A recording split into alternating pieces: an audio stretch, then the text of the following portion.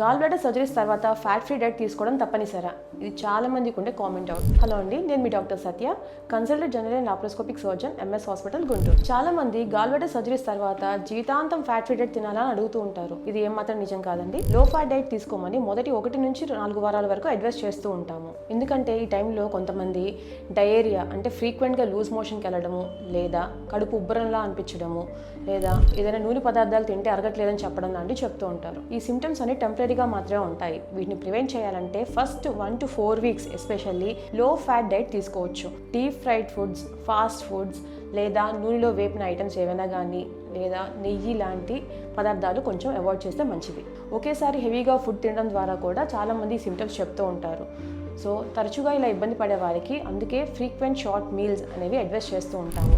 దీని ద్వారా ఫుడ్ ఈజీగా డైజెస్ట్ అయ్యి ఎటువంటి సమస్యలు లేకుండా ఉంటుంది. ఈ ఇన్ఫర్మేషన్ కనుక మీకు నచ్చినట్లయితే మీ ఫ్రెండ్స్ అండ్ ఫ్యామిలీకి షేర్ చేయండి.